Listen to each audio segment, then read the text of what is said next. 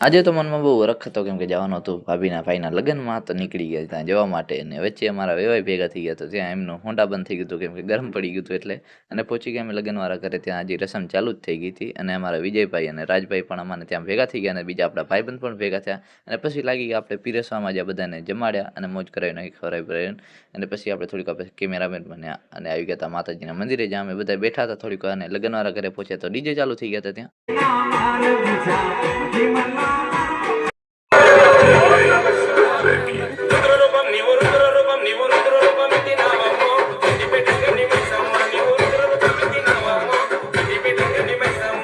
અને અમારા મેહુલભાઈ ચાય લઈને આવી ગયા ચાય બાય પીધી ત્યાં અમારા લાડાભાઈ પણ મેદાનમાં આવી ગયા રમવા માટે તો એમના જોડે થોડીક વાર રમ્યા